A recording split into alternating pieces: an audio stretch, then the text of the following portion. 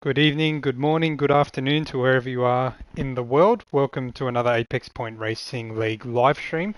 Doing things a little bit differently tonight, not doing the usual feature race, so apologies to those that were hanging out for the Brands Hatch Indy Carnage with the 86s and the BRZs from the other night, but we thought after hearing from the community and hearing from different people in the practice academy and races and stuff like that, and obviously bearing in mind the nature of Apex Point Racing League, trying to help everyone regardless of where they are on the sim racing journey, we thought this could be a great opportunity to do something a little bit differently. So tonight we'll be doing a race analysis and Q&A live stream. So the whole point of this live stream is to be quite interactive. We'll be looking at races over this current season across various divisions from AM clubman to pro and things like that across different rounds and different tracks and things like that.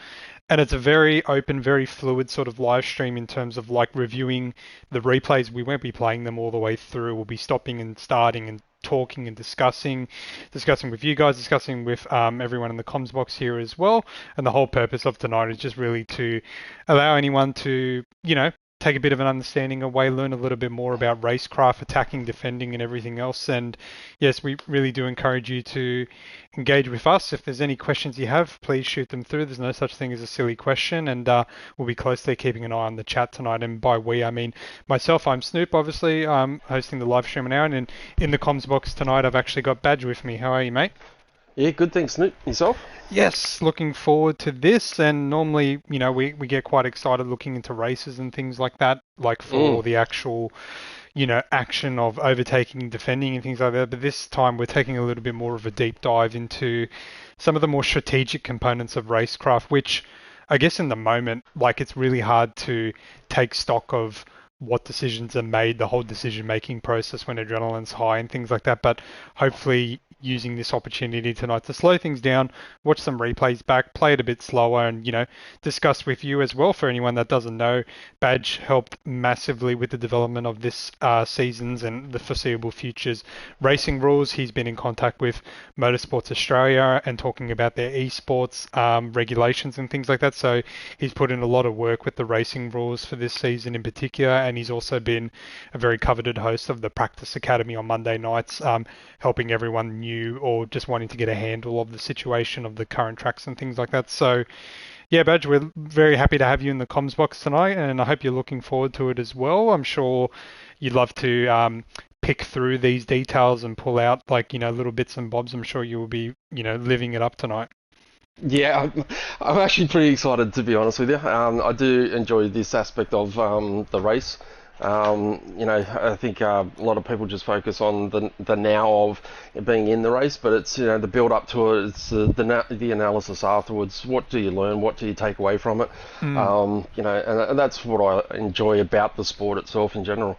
So, there's also the mechanical side of it as well, but we mm. don't get to deal with it in the game itself. But yeah, no, I really enjoy what I learn and then passing on to others as well. I know there's been a lot of struggles in gaining that knowledge, and I wish there was someone else that was able to pass on like I'm trying to Mm, pass on now.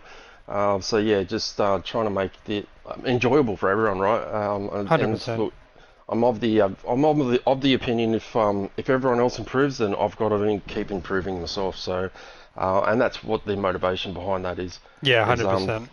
yeah, to be better. 100% echo that sentiment very much. When we started the league in the early days, it was all about making it accessible and open to everyone. And obviously, we've grown thanks to you guys in the community. We're up to well over 450 members with over, if not close to 60 full-time drivers racing. So it's definitely been going strength to strength. And yeah, likewise, just passing on that knowledge to everyone to sort of make sure no one's left in the dark because for me in particular, there's obviously a lot of knowledge when you've played the game for, one, two, three, 400 plus hours or something like that. Mm. That's just second nature, but to a lot of people, they don't actually know it until you point it out to them. So hopefully tonight can help with that, shining light on some details that people may not necessarily know, is influential in the game and reviewing the races and taking stock of it. We do it a lot in our ACC series. Almost after every race, we sit down and go look at the race and just see what that's like. But we haven't really done it a lot in Gran Turismo, so yeah, keen to get stuck into this one tonight. And of course, it wouldn't be possible any of this in terms of like running the league without the support of our staff members and everyone who helps out, from race directors and hosts, stewards, commentators like Badge, just everyone that pitches in, and also you guys in the community from your support of just engaging with our races, and those that are willing to share a donation. We really do appreciate you as our benefactors. And also a big shout out to our main partner, Image Digital, who supports Apex Point Racing League since the start of this year. Everyone has been, aware of them since the start of the year, has seen some of the merchandise that's been coming through that they've developed for Apex Point Racing League, which we're really appreciative of. All their stuff is made in Australia. It really is a specialized style of print. I've worked with different printers of merchandise and things in the past, and the fact that they print everything in-house and also on sheets. So if anyone's wearing one of our t-shirts at the moment, that's actually printed on a flat sheet, like coming off the printer, which is just absolutely insane. But overall, their priority is high, top-notch quality. They cut, manufacture everything in Australia, ship Australia-wide, and they sustainably manufacture it on site. And without Image Digital, we wouldn't be able to support the community, hand out, some nice little gifts and bits and pieces to those winners at the end of every season. So if you are looking for some merchandise, whether it's Apex Point Racing League merchandise or for your business, from t-shirts to polos to hoodies, they can pretty much do everything custom in terms of like artwork design and help you out with all of that. So hit up www.imagedigital.com.au, or if you're in the server and want to get straight to the source, just hit up our good friend Pete, or the Elder as his gamer tag is known, and he would be more than happy to help. But without further ado, we may jump into the first one of the night. So we have a couple of different replays to watch through tonight. The first one we're going to start with is actually the Clubman series at Trial Mountain. We just figured starting with a race on a dry track would be a better place to start, considering the fact that this week it was a bit chaotic in the wet. And I think, of course, with wet weather tracks, it's always a little bit challenging. So we thought we'd start with something that's a little bit more stable. So we'll hit the Clubman race from round 3, which we'll just pull up now. And Diablos is mentioned in the chat there. Snoop, thanks to all our supporters as well. The contributions that our members are making is fantastic. Yep, 100%. Every little thing counts, guys. Even leaving a like if you haven't done so already on the live stream helps a lot. Share the video with your friends, anyone watching that's interested, and we would definitely appreciate it. All right, well, I think with this one, what I would like to see, and mind you, for everyone in the chat tonight, welcome everyone. Thanks for joining. Sorry, there's so many people in here. Can't individually welcome you all, but thank you all for joining. What we'll probably do with this one, Badge, if that's cool by you, we might just start the race from someone at the back of the pack just to see what happens in front, and then maybe if there's something that unfolds, we can sort of start to unpack that. And I've got a couple of notes here from our race director, Brando, about that we can look into throughout the race. So without further ado, I will get it up. Just let us know, guys, if the audio is too loud or too low. If we need to change things, I might actually jump on from here from Gary Clark, which I believe is rutted. And I cannot change my voice, so don't suggest that. I'll dial it on my end. So all good. We're off at Trial Mountain. Bit awkward start going through the chicane, but looks like everyone has made it through safely. This high speed section is really challenging to start with. Yes, I mean, it's coming into evening. Well, it is evening. Cooling track, cold tyres, twilight, the light fading away, blind corners. There's a whole bunch of elements in this, that adds to difficulty. Just thought I'd have a quick look at that. I wasn't sure if there was a ambitious move here. It looked like from a while back, Sim 80 here went for a move. Slight contact there. I don't know if there's a lot to unpack with that. I wonder if we can just slightly jump back here. There's not a whole lot really to unpack with this one. I think it's more... So at this point here, the intentions being made by this car, Sim 80, here with Ramos on the right. And apologies, can't change the names from gamer tags to nicknames, so we'll just be referring to the nicknames, and whenever we can, link them together, we'll let you know. But Ramos here is on the left-hand side, the racing line, I would argue, heading into the corner, and Sim mid-80s, not necessarily a long line, but would you agree, Badge? He's sort of chosen his lane here, like for lack of a better word, of where he wants to be approaching the corner. Yeah. So far, this is completely legal. I wouldn't necessarily say there's anything done wrong here at the moment. No. Moving along. No. So, yeah. Yeah, you right can now, unpack it. Go for it. Yeah, so right now he's not quite in line with the rule for side-by-side engagement. They've now hit the braking point, so they're actually within the brake marker of the turn. Which is really important, right? So when you look at the rules, so that because the ABS is engaged, you can see the red light. That means he's actually on the brakes, right? So he's now within the braking area. They have to stay with their lines. They can't alter their lines, so Ramos can't move off the racing line or try and defend that position. But by the same token, Sim is not in a side-by-side engagement, so he does not activate the rule where Ramos must give him room in that turn. Yep, that's exactly Okay, right. so Ramos is entitled to follow the racing line, which means it will cut the apex and will cut him, so he has to yield. And I guess it's one of those things, right? Like in the moment, like we're obviously looking at this very, very slowly, and I think we've been able to piece it together. We've got Simon here who's in the chat, hey Simon, and then MF Ghost on the left there as Ramos.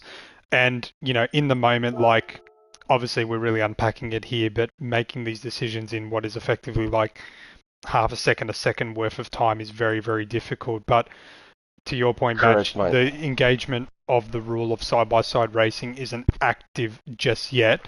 However, as they move a little bit further along, just with the difference in speed and also braking, if we're to pull the side-by-side view there, he has moved a little bit further here.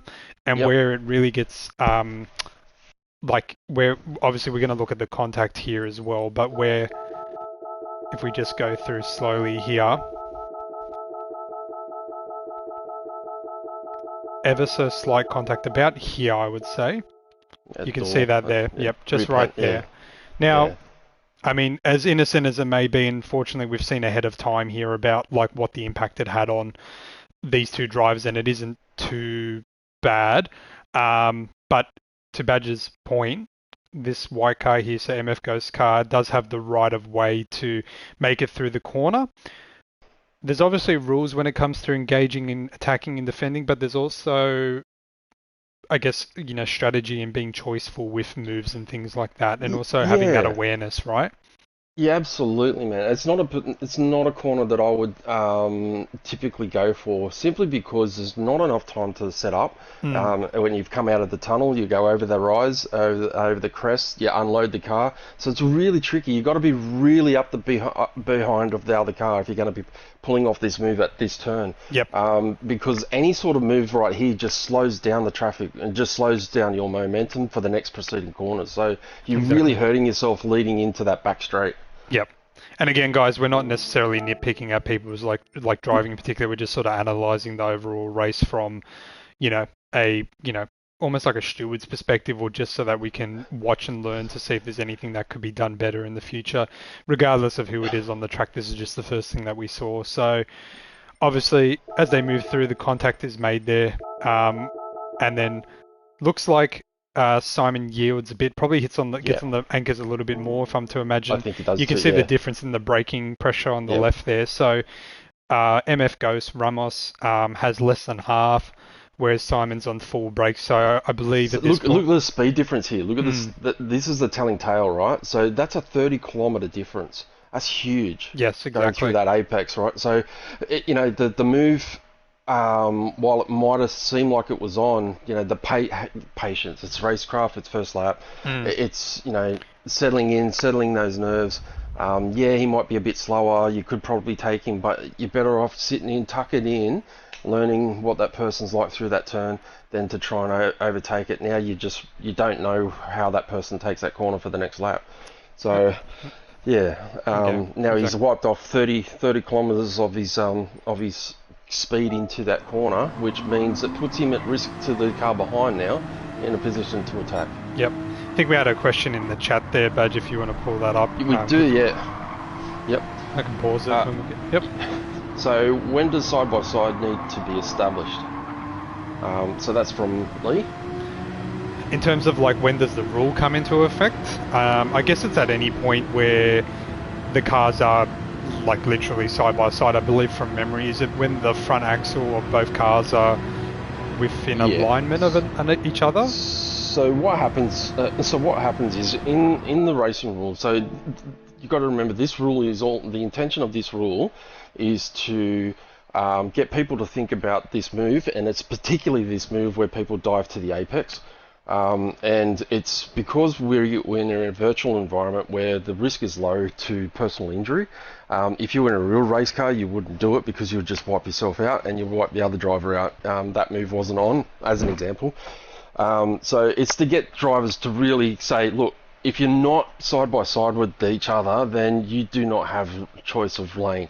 Coming into the braking zone, there is we need to define right now the difference between a dive bomb and braking and out braking another driver. So you can outbrake another driver and invoke a side by side. Where that normally would come under, you would expect that to be seen is two different tyre choices. One's on softs and one's on mediums, where clearly that car's able to outbrake the other one just from tyre performance. Being later in the race where tyre wear comes into effect, you can see one car's got better performance than the other. But in this particular stage here, where they're on the same compounds and stuff, where the driver starts turning. So what I encourage you guys to do in the academies is to make sure they've got the corner indicators on.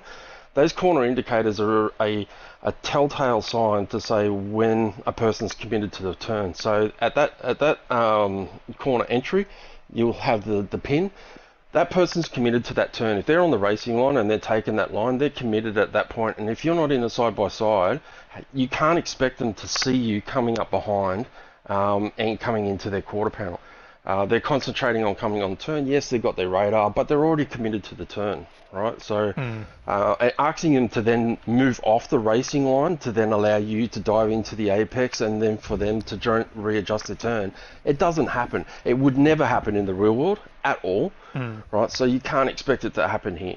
Yep. No, that's a very good explanation there. And obviously, with all these high adrenaline, high stake things, like, it's always good looking back at it retrospectively and sort of seeing what could be applied. So thanks for the question, guys. Welcome to everyone that's joined as well. We're just sort of going through the first lap here to have a look through. So you got KTR, Kills and Pills, and the Wolf here side by side.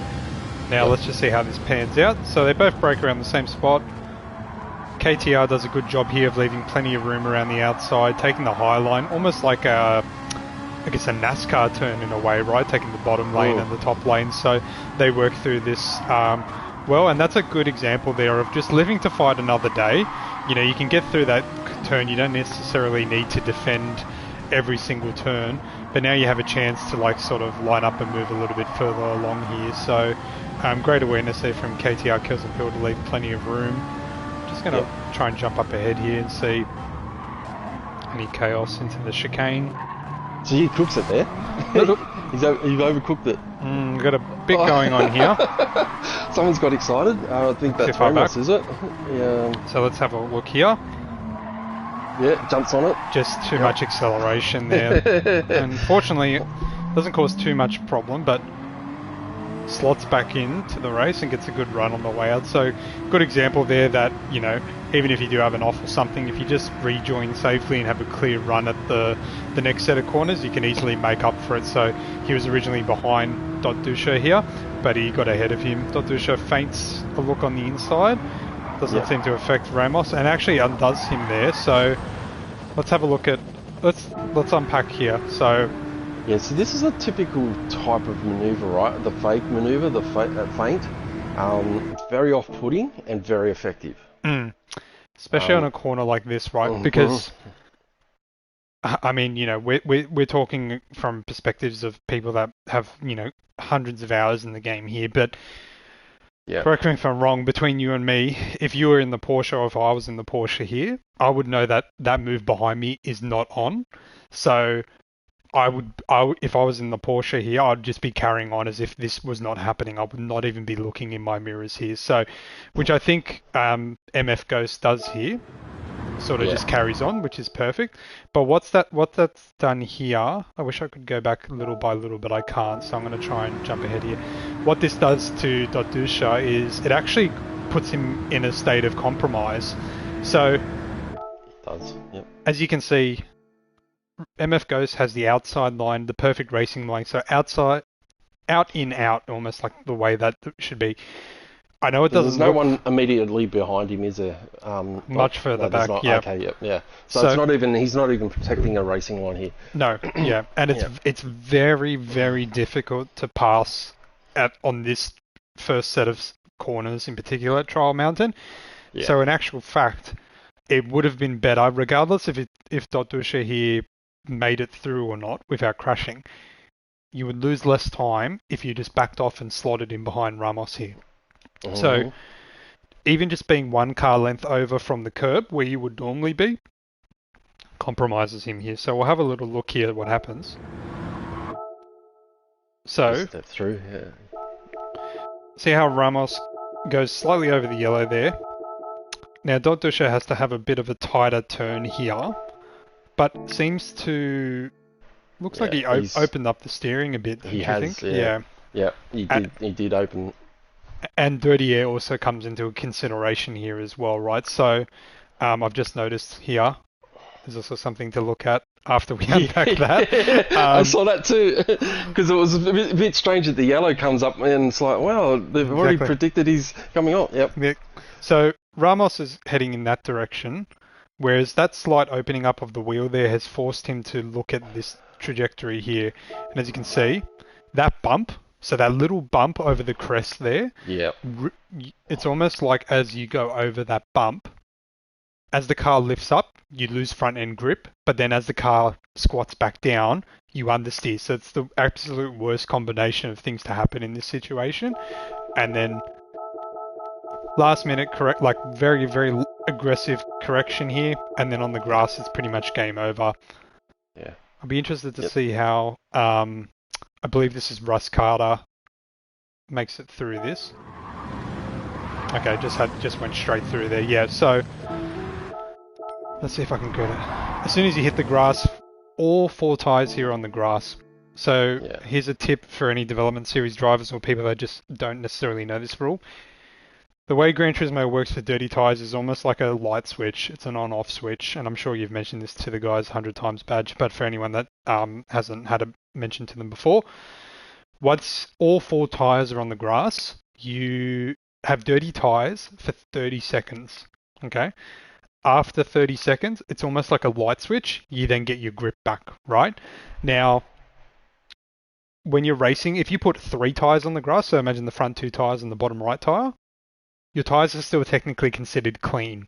It's only when you put all four tyres off the track, like on the grass, that you then have what's considered dirty tyres and less grip. So obviously being on the grass, you have less traction overall, so that's causing this to happen here. There's some damage there. But what I would do in these situations is, as soon as I get onto the track like there, I look at this timer down the bottom here. So it says 2:25.231. I then mentally know that at 2 minutes 55, so 30 seconds in the future, I can then start to push again because I'll have my full grip back. So that's just something helpful to bear in mind if you're wondering why after a crash or after an off-track excursion you're a bit more sketchy than usual. It's usually or you have another off-skirt. Yeah, exactly. Yeah. We'll see if he actually, I think it's going slow enough to carry on here. Yep. So yeah, just carry on there, and obviously the damage will have an impact on the race there. Love the little chopped sticker, Mighty Car Mods there. Shout out. Let's see what happened up here. I reckon we'll get a good view from here from Yoey. Yoey's going a bit wide there, holding on. Oh, I can see the victim. That's a Wow. big hit. Yeah. Okay, let's watch it again from That, Womble's perspective. that's race ending for pros. Actually, we'll watch it here.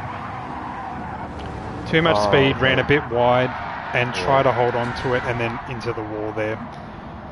Not, look, not a whole lot wrong there, just probably being No, a bit it's too not. It's enthusiastic, hey? yeah. He's got a lower gear, which is unusual for that turn. You'd normally be in fifth gear to stop the wheel spin. But carry momentum through the turn. Maybe that contributed to excessive wheel spin, loss of traction, drifting out wider.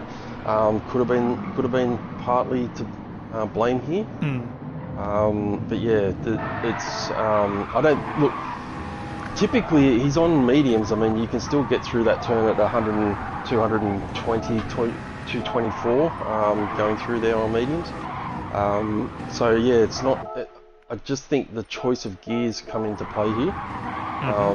Following through Brandon, so it's still a good line. He's still got a good line going through there.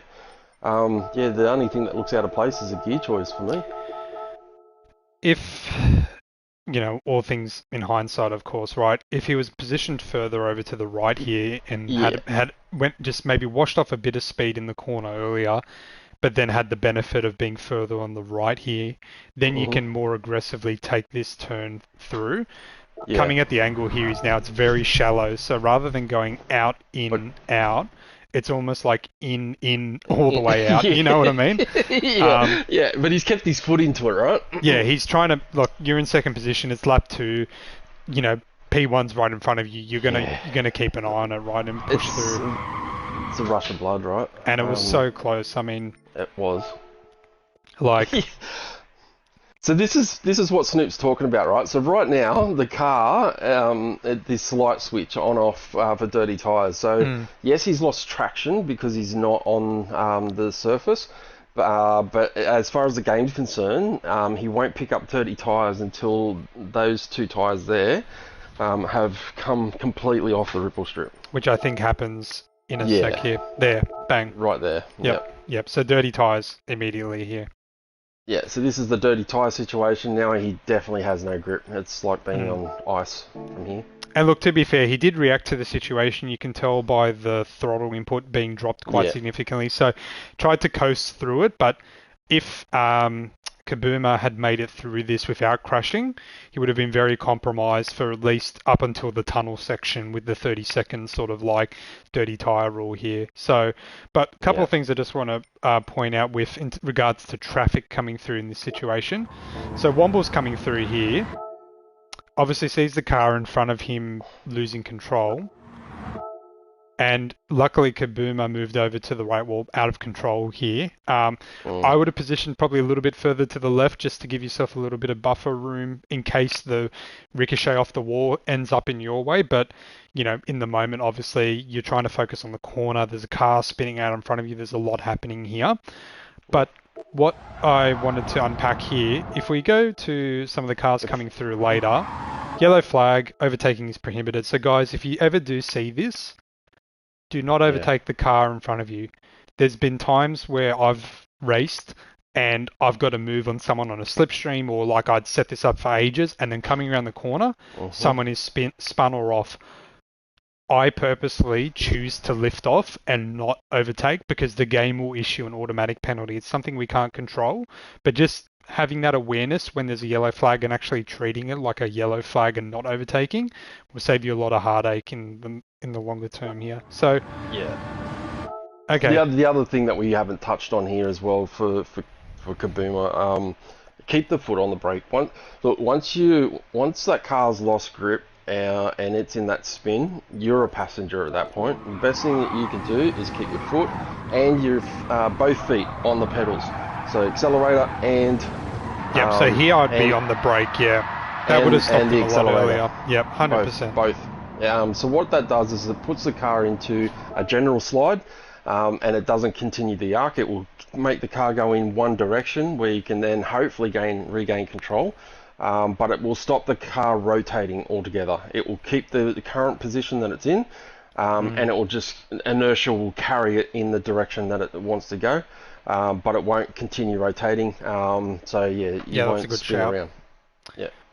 And another thing which you'll see as we come through here, rejoining the track safely. So right Mm, now, look yeah, at where Kabuma is, right on the apex, right? So yeah. he Pointed can't into the he, wall. he Yeah, can't do much here aside from being very predictable, which he does. To all fairness, he's got his foot on the brake there. He knows he's on the corner here, and if you yeah. watch as everyone comes through, he actually allows everyone to get through before he rejoins. So I might just go back from Ricardo here. So he moves a little bit, but then he knows he sees 5 cars coming. Good awareness from all these drivers to take the wide line because you're not necessarily going to lose out if everyone follows that line. Good awareness from everyone. Good awareness there. And then, okay, luckily the Oh. ghosting worked there. I guess there was a bit of like umming and ahhing then, but relatively good job, Kabuma, for keeping yourself steady and making sure you don't compromise Yeah. anyone else. So let's have a look here. There's a big, little tap there. Now there's a big group here. Maybe we can focus on some attacking feedback here. So, yeah, 5 cars. Okay, let's just watch it through, shall we? All right. So everyone has slipstream. So as long as you're within a second, ideally 0.7 seconds is a sweet spot. Or do we you... run real, so it's half a second. Half a second. Yep. Yep. So everyone should be in slipstream here. See how they all get through here. Ricardo breaks a bit deep there, just runs wide. Everyone seems to make that through quite... I'm just waiting to see if there's like any particular overtake on one of these corners from anyone as we ride on. Okay, a bit of a bump and... That was opportunistic. Opportunistic here. I think that's, definitely gaining an advantage through contact, which wouldn't be necessarily looked upon fondly if a ticket was raised. Two cars there, gaining 2 positions based on contact. Unfortunately for Reaper there, that would not be considered a clean move, and if investigated, a penalty would have been issued for a move like that. Yep. Now let's see what Ricardo does here, see if he goes to break deep again. No, holds his position there. Bit of a Constantino effect there as they all come through. Challenging turn, that one. Yep, and you can hear that. So good move by Ricardo here to move to the right, which gives him the racing line heading into turn 1. He probably heard that contact on the barrier there and realised, I would have been going for it, but it looks like Ricardo thinks... this is interesting. Yeah, so he's backed out, even though he had the side-by-side. He has engaged side-by-side here with Ramos. Right, so this is where they would need to hold the line, the 2 of them, and share going through this high-speed turn. But there's preservation here, he's backed out. It's almost like they heard what we were saying last lap, and this is an actual real-life example of what we were just saying there. But interestingly, like, that was as much as Ricardo's position to have, or Ramos's. Yeah, so looks like potentially there's a bit of racecraft here from Ricardo, perhaps, of like having experience with Ramos or MF Ghost and just knowing, okay, well, maybe he's always finished ahead of me, like I shouldn't necessarily fight for this. Whereas if it was someone that you're competing with closely every race and very equal on points for, then maybe you go for it. But live to fight another day, never necessarily a bad thing. Well, it's interesting because look at his tyre choice. Racing hards versus softs. Okay. Yeah. So whether that became a factor in considering whether he actually just gave us his own peace of mind there via the chat. He said it was a long race, so I decided to back out, so live to fight another day, essentially. Yeah, nice point. Fair enough. Oh, okay. Oh, bit of a parking lot here. I think let's unpack that, and I think this will be the last one from this one, so we can move on to the AM race. So let's watch this through. So Simon got a penalty for probably cutting the track in the first section there. Okay. I think there's a bit of uncertainty here as to who's at fault, so everyone's sort of decided to stop. Let's have a look. I'm just going to go... I think I can process of elimination with this. Ricardo does nothing wrong here. So just watch on board from Ricardo here. The slight tap into the wolf, but to be fair, Ricardo, I don't think there was anything more you could have done there, and your impact didn't cause necessarily the reason for the wolf to stop on the track in front of you. I mean, yes, to a point, like you always have to be aware of the cars around you and be safe and make sure that you don't cause any contact. But when someone's stopped dead on the racing line, there's not really a whole lot you can do there. So I appreciate you waiting here in this instance, but I mean, let me know, Badge, what you think here, but I don't think he necessarily did anything too wrong. No. It's unfortunate, right? There's a couple of cars. I mean, you got to. It's a 100-kilometer turn. Come through that turn and see 3 cars parked there. It's you're not expecting it. Although he is following close, and it did unfold. It's just unfortunate that Wolf's right there at that point in time as he's coming through. So it's that's an incident. Unfortunately, it's a race incident. That's unfolded. Yeah. Okay, so he's got his brakes on here. Late, maybe? I'm not too sure. I don't think so. No, I don't know. I don't think so either. So, just interested as to how the contact was made. So if you go to Simon, Mm-hmm. what speed's he at? So he's at 106. So he's at the right speed to go through that turn. By the time you get to that apex, you should be about 102, 100, thereabouts. But is it Carrying a lot of speed here, and I just think like where he started braking was fine. Yeah. But if we look at the pressure, still not even 50. Now he's only really sort of getting some proper, brake traction going. Is that because he's worried about Ramos? Don't know. Hard to say. Yeah. Probably taking into consideration, Ramos behind him. So we'll just go through. Apologies for the bonging. You can't say all of those. Nah. Unfortunately. Looks like everyone's in a good spot here for the moment. But I guess if we look at the speed here, 110 versus 80. Yeah, so this is. I thought he slowed down too much, and he's out too wide as well. Why that's happening, I'm not too sure. But what that does here, unfortunately, it puts the other drivers in 2 states of mind. Right? There's a clear path open, and he's way under speed. I would consider he's off racing line here. Right? But that closes up really quickly as he gets past the apex here. Yeah, exactly. And then the contact's made there. Yeah. And then obviously where the front left meets the right rear of the car in front, is only going to end one way. And then with Ramos closely following behind, just going to add to the chaos. So, boom. Boom. And then into him again, most likely. Yep. And spin him around further. So I guess in terms of like unpacking exactly what happened here, I mean, we've unpacked it. I mean, in terms of like what could have been done better, it's a bit tricky to say in this instance because everyone's so close together. Ryan at the back here, Ricardo, sorry, is in probably the best spot out of everyone.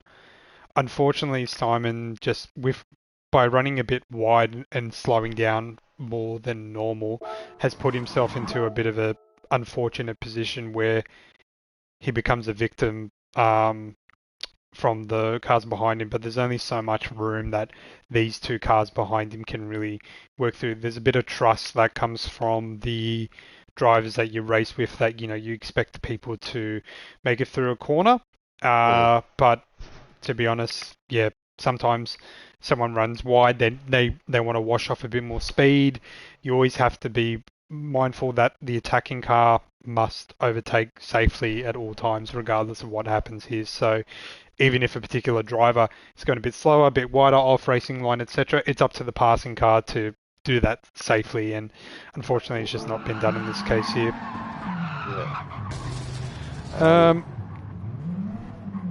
Robin says something about second last lap, I think maybe lap 24, 25. Check that out, it's worth showing he was impeded. We'll do this last one. Alright. So I'll jump on with Brando and jump to the lap. Okay. It looks like, so we got Brando in first, Robin in second, and there is a slow car, or a lapped car in front of them. I'm assuming it's KTR Kills and Pills. Okay. So we'll jump back on with Robin. See if he catches up to the back marker here. We'll watch Brando first.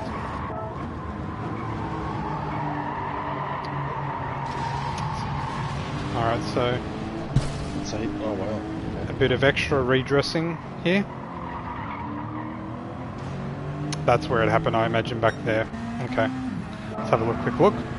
So KTR runs wide. I think he did that the lap prior, so it's potentially just an issue that he's having with, sorry, I didn't mean to hit that. Potentially just an issue that he's having with his equipment or his car. Brando gets by as a result of that, and then that's a lapped car. So KTR's in a bit of an awkward position here where he's off the line, but he's very rapidly approaching the line. Hits the wall, slows down even further. Look, to be fair, KTR got through there. I mean, if KTR could do that again, I would have, in this instance here, like... Has he got a 3-second penalty for that? Probably hitting the wall. I'm not too sure. I would say if I was KTR in this situation here, I would be fully on the anchors, almost coming to a complete stop to allow the faster car the right to the apex before you. So if you're a blue flag car... Nice one, Womble. Womble just said that the last lap should be unpacked as well. Robin and Brando didn't slow down to let him win. In third place here. Trust. But yeah, so is that 3 second from hitting the wall? Oh, you're talking about Robin here. Yeah. Probably cut it. It's on a yellow? What? So that's because he's passed on a yellow. It's got to be. Yeah. That is very, very unusual. No, but that shouldn't happen with a lapped car. A lapped car? No, that shouldn't. But where's the blue... Do you know what it is? Flag. Where is it? I'm trying to jump to it. I think that's the yellow flag. So this is what caused the yellow flag. Just lost it. Right. So that caused the yellow flag, and then I think for these two are redressing. Yeah, for some reason, the game gave Robin a penalty. That's really unusual and really, really bad luck. Yeah. I know we keep saying we're going to move to the next one, but I promise this will be the last one. We won't, the incident per se, we won't unpack here. You know, car in front loses control. I mean, there's not really a whole lot Wolf could have done here, but appreciate Not at all. Appreciate him stopping. But for guys in development series in particular, redressing while it's encouraged, and also is considered when it comes to a racing incident from a steward's perspective. There's also the fact of redressing safely. Okay. Appreciate everyone wants to wait and let the other driver through, but just like the couple of laps ago, how 4 cars were stopped after that turn, a couple of turns behind this one here, this is not safe to do, I would say. It's essentially what Brando says, can't park there, mate. This wouldn't be safe to do. If upon reflection, if I was this car and I had caused an incident, or felt like I'd caused an incident here, I would have taken it out of the tunnel and waited all the way on the outside line here and let them through. Or even on the next tunnel on the inside. On the next tunnel, pull over on the left and just roll down it until they pass, right? Stopping like this is not a safe thing to do. So if you feel like... Exactly, yeah. If you feel like you need to redress, just make sure you do it safely. So almost like if you're driving a car yourself and you need to do an emergency stop, you're not just going to stop on a freeway where everyone's doing 110 kilometers per hour. You're going to check your blind spot, find a safe spot to pull off, do it slowly, do it safely. That's exactly what everyone should be doing when it comes to redressing. Yeah. Yeah, Oh, just consider your situation where you are on the track. You know. 100%. All right, let's make it rain. Excellent. We're going to jump into the AM division for the Topless replay. Give Morgs a quick like there. Thank you for Yep. your services. And we will get this. Now, wet races are always more chaotic. That's just part of the course, part of the nature of the track and the environment it is. I guess the big thing I would say in any wet race, it takes about a lap or two to sort of get into the flow and get into the rhythm, everyone. Yeah. So making moves in the first lap is, unless there's like a really clear opening, is quite an ambitious thing to do and a very brave thing to do, which I would not recommend. So let's just quickly unpack the situation here. It's quite wet, I would say, if we're looking at the, just look where my arrow is when I get rid of this. That's we're short of heavy wets. Correct. Heavy wets. Correct, yep. Nathan said, ignore me starting on softs after misreading the radar. Well, now we just have to see this. What? That is a brave person on softs. It is, especially in that Genesis with the turbo kicking in. Yep. We got a few. We got one on wet. Everyone else is on intermediates, so they're obviously looking ahead. Except one's on softs. Yep. Now we just have to just ride on board here to see what happens with. Could that in these conditions with that tire, even going straight? Yeah, I'm surprised you even got that far. Yeah, look at the difference here straight away. Yeah. You'd be kicking yourself, wouldn't you? Realising that you've gone out on softs. Sorry, Nathan, don't want to beat a dead horse here, but I'm just very curious to see how you survive this. To be fair, he made it through the first turn on slicks, while someone had wets and didn't make it through. So and he's got no ASM on. He's got that's true. Yeah, counter steer on. He's doing really well. So at this point, just survive, to be honest. Yeah. Let's quickly see what happened here. Probably just outbraked themselves. So Assam mate. Oh, yep. Yeah, it's a late break. So that's even further past where you would brake on a dry track. So I think so. Yeah, you're only going to go one way there. All right, we carry on. Let's have a look at here. So the critical thing here, guys, is that, the start of the race, the very first car going through is cutting water off the track. Everyone else is doing the same thereafter, right? But this track is, for want of a better word, not had any cars on it, so there's water everywhere. I'm just wondering if this was due to contact or just because of the wet nature. I think it's wheel spin, mate. Yep, and then just a little nudge there. So just make it, obviously being a wet track and even being on the curb in the wet is just not a good combo. It can really unsettle the car and brake traction, like that's not surprising there. So nothing majorly wrong there, just, add those things together and that's what happens. See what happens. Good bit of jostling here from the AM division drivers to, compete for division here. Compete for position here. Mm-hmm. Atlantis goes grass cutting. Yep. There's sightseeing. Okay, we're moving along. So far, like for the nature of the track and what's going on, not too bad, guys. Keeping a solid move. It's a real technical. Okay. Okay, I think probably that was just, I would assume, a late break from Daywalker. Yeah, that was braking assistance. Yep, and also turning, so... Yeah. I mean, appreciate everything sort of happens in the moment, but there's a bit of panic there because you want to stop, but you also want to make the turn. If you mix those two together in these conditions, it actually makes it so much worse. It would be better if you just hunkered on the anchors and went straight and just took the corner wide. Because what has happened, and I mean, correct me if I'm wrong, Bad Chi, but this is just what I'm telling, like judging from the situation. It's causing understeer, see? Absolutely. Into the back of the car there. And look, full credit to Daywalker, does slow down and not gain an advantage, so appreciate that, Daywalker. Well, you can see in here the attitude of the car, right? So that's rear brake bias that he's got on, because when he jumps on the brakes and turns, the rear end comes around, seats come around like that. So there's a lot of rear brake bias in that, but still, you're right, heavy braking, full lock, then the car's just not going to turn. It's not going to roll through. Sorry, we're all children at heart here, and we need to point this out. This is why the live stream is not safe for children. Yeah.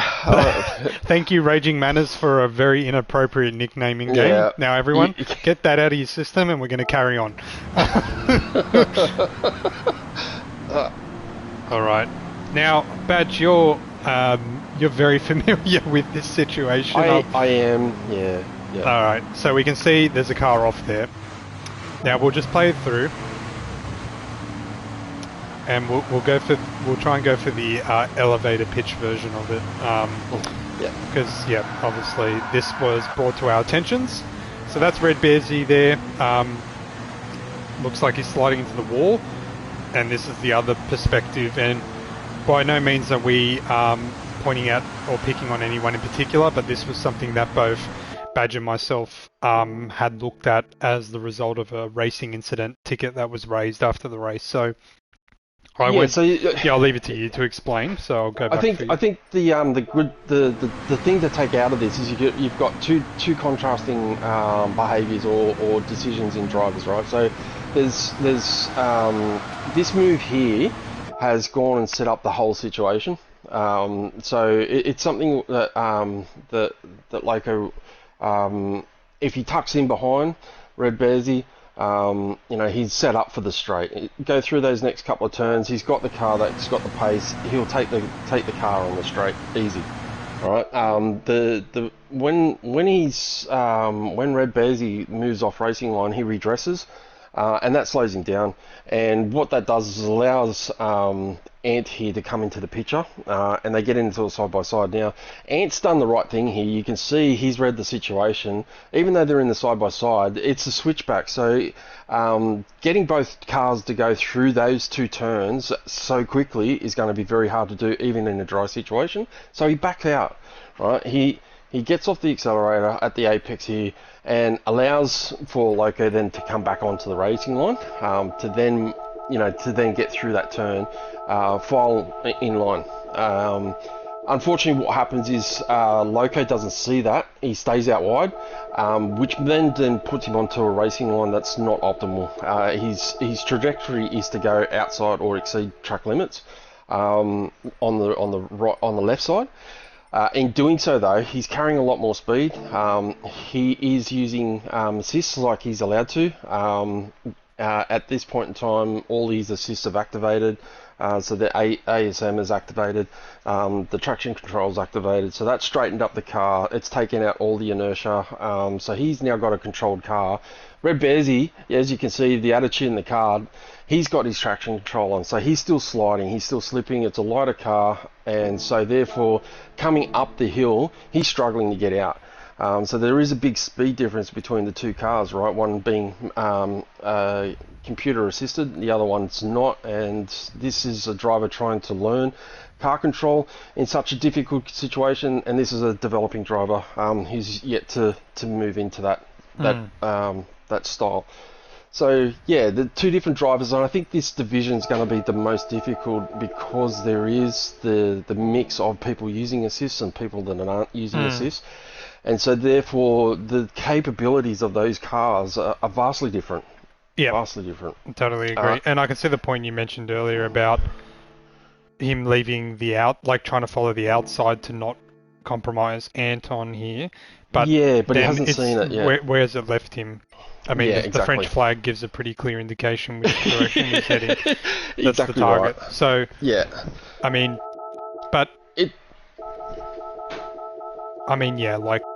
obviously, again, that whole principle of it's up to the car that's passing to do so safely. Correct, yeah. Mounting the curb here, losing a bit of grip, touching the back of Bearsy, as you can see there. Yeah, right at the very, it's not even at the side, it's at the very back, right? And so in the dry, this possibly would have been just a bump, right? But because it's wet, Look, he's already on the Red Bearsy's car's already on traction control, so he's already at the limit of his rear end grip, right? So Mm-hmm. any sort of touch, any little bit of movement will be enough just to unload this rear suspension. Tires are spinning, he goes around. So, it matters, when you're racing and you have the other guys around you that you consider those factors, and those assist whether they're on or off for those other drivers, because it has a major influence whether it's just a tiny tap or it's a big hit. It's still going to result in the same thing, especially in the wet. And to go back to what you said at the very start, with dirty tyres, this all your curbs will hold water and the grass holds water. So to go and take that line, it's something that you just, from a race preservation perspective, you're dicing, you're tempting fate when you go off 100%, track yeah. like that. Yeah. To be fair, Loco did say that he was looking to redress, but after seeing Yeah. Bearsy in the wall, decided to carry on. And I guess it is part of those situations of determining whether it is appropriate to or not. It is looked upon favourably by the stewards, but I mean, for a sensible situation, when a car's in the wall, to wait, especially with that much traffic behind you, it would be very, very unsafe to do so.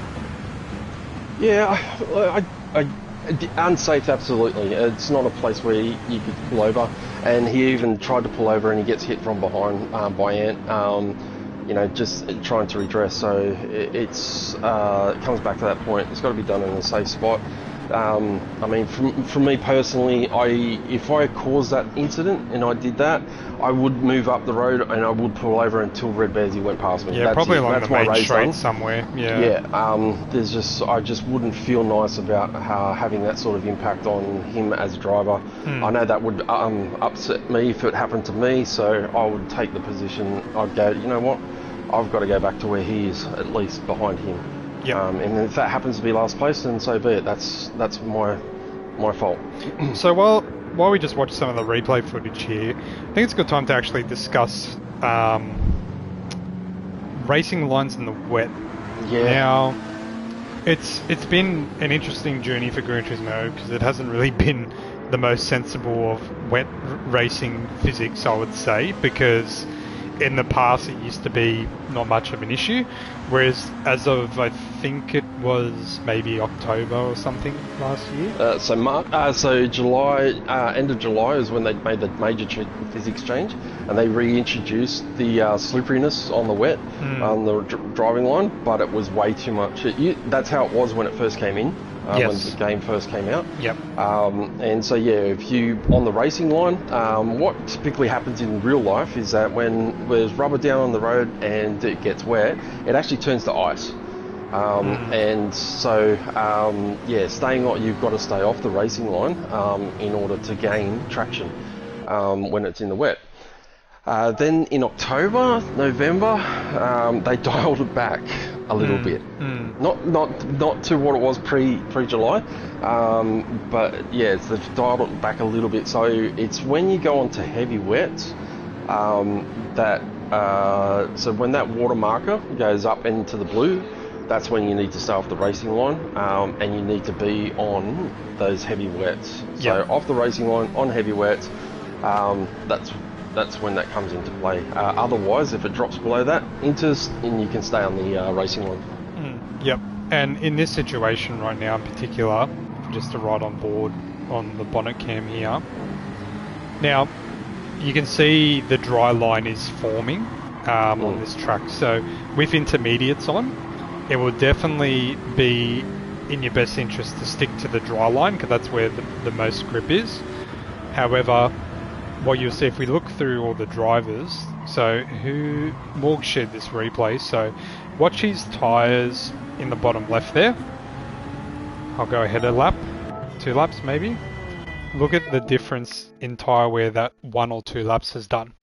So that's the case of the intermediate tyres, being still the optimal tyre for the conditions, because it's obviously wet, but the more this dry line forms, and the more that you use your intermediates on it, the faster they would. They actually will burn up. I'm sure some of the drivers here have, Oh, mobile we're on full displays. width.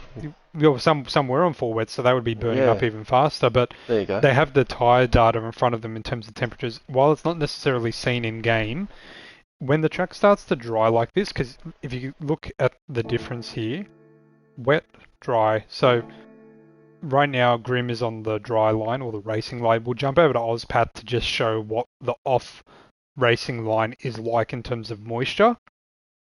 You can see the difference there. Obviously, the cars going through on the racing line are clearing the water, which makes it drier. So it makes sense to be on it, but it burns up the intermediate tyres so fast. So what you'll see here is that they'll start to wear. So it's a very interesting point in anyone's race where you sort of have to make a decision here of, do I stay out on the intermediates? Obviously, look at your weather radar and how the rain's traveling will determine your choice here. But do I stay on the intermediates like a little bit longer, or do I take the gamble here and go into the pits early for, uh, a slick compound? So just to play out the theory here, we might just watch Ozpat to see where he comes out in terms of the next lap. So mind you, he was in front of Grim just by, I would say, a second or something. Let's see if as he jumps out where he ends up. It's interesting you say that because I didn't race this race. I was ill, so I missed this. So I probably would have come in, seen that the line was drying as much as it was. I would have probably come in for softs. 100%. And look at the difference here. So Ozpad has already cleared the pits. Mind you, before he went in, he was probably about this far away from the driver. Grim is still putting on his tyres.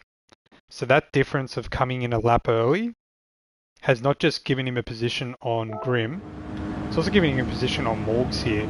But again, it's very risky because if you watch all these drivers coming out of the pits, you have to be very, very careful here. Yep. So careful. There.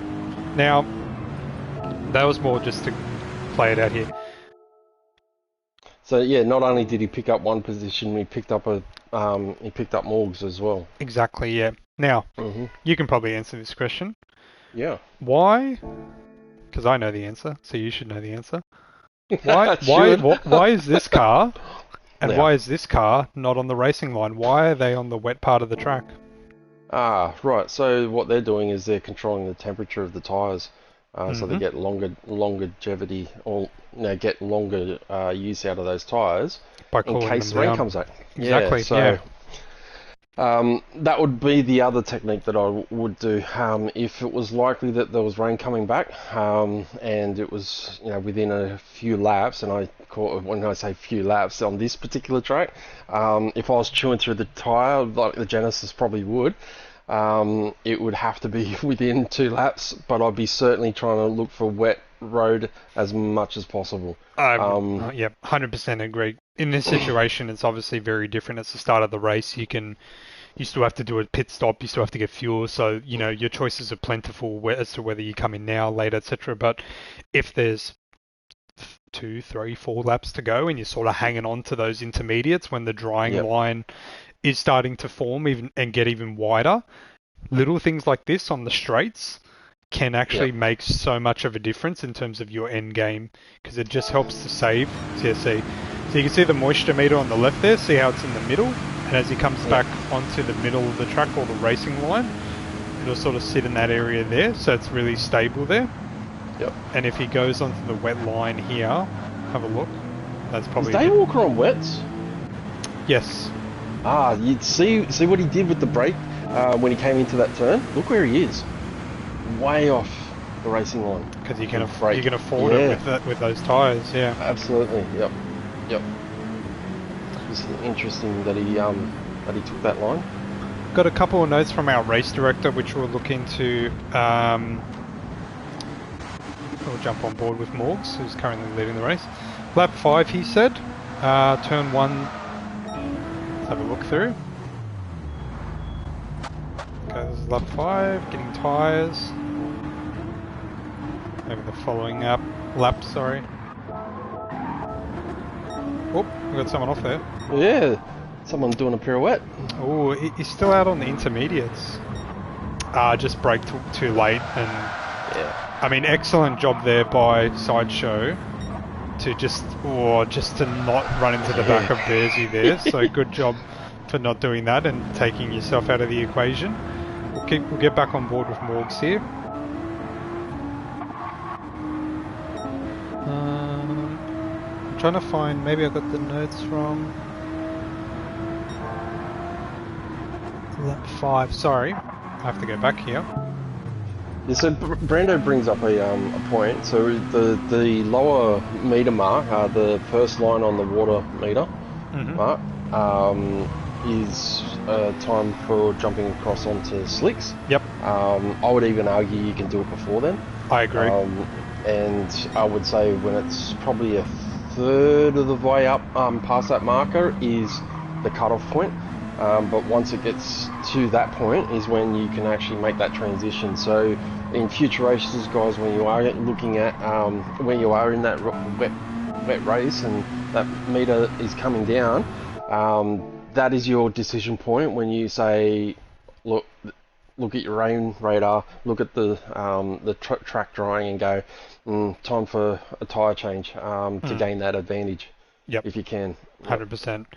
Yeah, it's sort of, you can, if you're brave enough to head out on slicks with a still slightly moist track, it could pay off.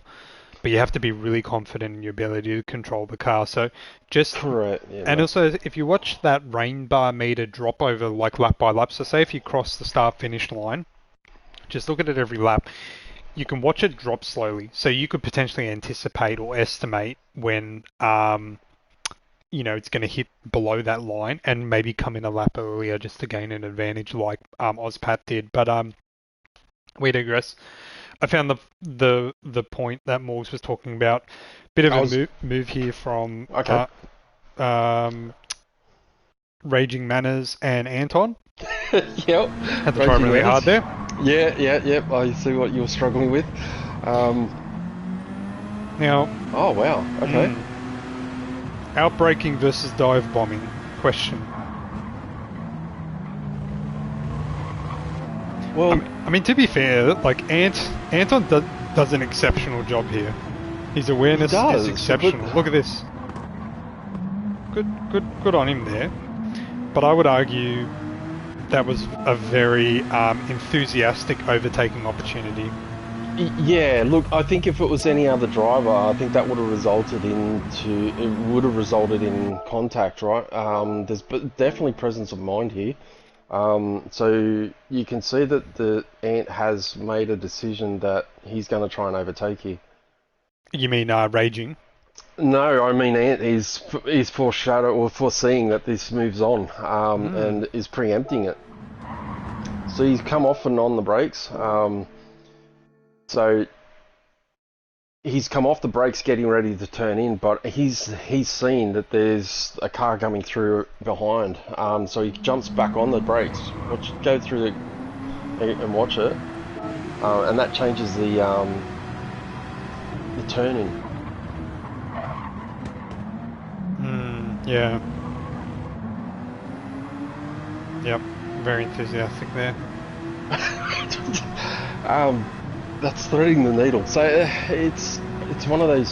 So that's a move that if like I was saying, if Ant had committed, that would have turned into a racing incident for sure. Yep. I mean, the way that we're looking at it, right? Raging, we're saying, yep, made the move right.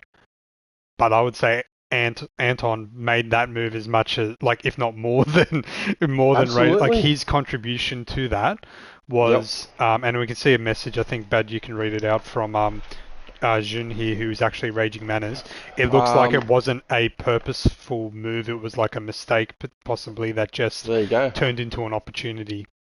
Yep, so you brake too early, that's why he's come off the brakes, and then he's come back onto the brakes, but that's allowed for Raging to go through. And look, I think...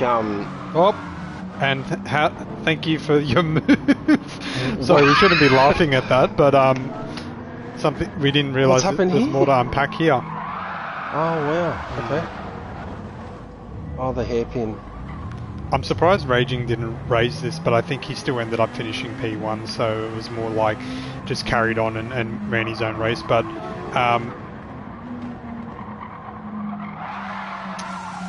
Yeah. hard to say there what. I mean, definitely the contact from Ant caused that issue there, but Yeah, so Ant's definitely in the wrong here. It looks like... So, is Raging taking a wider line through that turn? I mean, it's typically a turn you take quite tight. And whether that's made Ant think that there's an opportunity to come through on the inside, but that then closes out. See, this comes from knowing each other. When you exactly, get to yeah. race with each other, you get to know their driving styles, whether they'll take a wider turn through this one, or it's tighter, or if, the behaviours of each other become known, and that's where that trust is established, Yeah. right? 100%. So, like I was saying at the start, I think the AM division is very difficult with the guys using, with the choice of using assist and stuff. It just really changes the attitude of the car and their capabilities and what they can do. So, And also in these conditions as well, right? Yeah, like, what do you know? There's the margins for error are so fine. Yep. All right, Absolutely. we'll jump ahead here. Lap 19, we heard from Morgs, our race director. If I can find Morgs, because that makes it easier for me to jump along here. Yeah, possibly Davos. So, yeah, Raging taking a wider line initially to move the apex of the turn further along, so you can get more acceleration out of that turn. So get on the power a little bit earlier. I mean, it's something that I did talk about with the guys in the practice, the driving clinic, just before the season started. Taking a wider line, changing where the apex is, can give you an advantage based on the strengths of the vehicles. Okay, we can see definitely what's going on here. So we'll just bring it back here. Yeah. So Raging's on fresher soft tyres. Morgs is on more than worn, I would say, soft tyres. Raging moves over to the racing line. Morg defends on the inside. Raging breaks late, but Morgs holds the line there. Goes a bit deep, but still manages to hold the position there up in front. But the level of grip difference here is just playing into Raging's benefit here, as you can see. Morgs again running deep. Raging, taps the back of him just with more grip, but no harm done. They still carry on, but look at the difference, obviously, still carrying on. Very close there, but carrying on. Raging would have so much better traction and grip out of here. And if I was Raging in this situation, I'd know that, obviously the person in front of me is struggling a little bit, that there could be something on here in a very heavy braking zone, which is this apex coming up, this hairpin, sorry.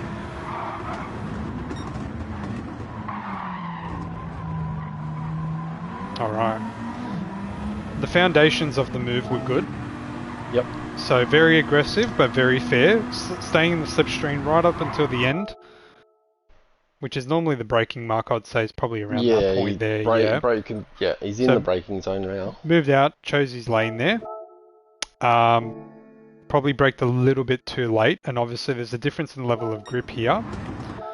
But I mean, I would argue that, like, as they were heading into the turn, the side-by-side rule was, like, pretty much on there between the two of them. So at this point, or just to go, if I can go back just a smidge. At this point, when we get to it, it's up to both drivers here to make sure that they allow room for one another when side-by-side racing is engaged. There's a full section of rules there in our rule book about this. So in this particular situation, each driver needs to allow room for each other. So we'll carry on here. Yeah. Now, it could be argued that Raging should have moved a little bit further to the left. Morgs is obviously coming in like on the normal racing line there, so there's a bit of responsibility to be shared on both drivers in this instance, in my particular. In my opinion. We'll just go frame by frame here. So come off that so you can see the steering input. Yeah, see, that's not enough. You can see the little red dot, that's about where my click mouse is. If I just remove it, there. Yeah. If you look at Morgs versus Raging, it's there. But at the same time, being side by side, safe room needs to be allowed from both drivers here to make it through successfully. Now, interestingly, if I was Ant, I'd be watching this and licking my lips to see what happens. Yeah, but I would be too. I was just thinking that. So, guys, if you're in these situations, I look like there's 4 cars here. If you see They're all queuing up for it. you queue up. You could be the winner here. Either Ozpad or Ant here could be the winner here if you just stay patient and let the race come to you. So I'll go through my thoughts here. When I in Morgs' situation, I've got a guy that's all over the back of me. Clearly, that person's got better tyres. Knowing full well my tyre situation, I would be thinking this guy's all over me, so he must be on fresh tyres. At some point, he's going to get me. So I would have been thinking that this move would have been on. What I would be looking for is a under-over, the old switcheroo, right? So I'd be staying out wide, let him through, and hope that he cooks it, goes a bit deep, and then come back through and cut back behind him, and go down the inside of the turn.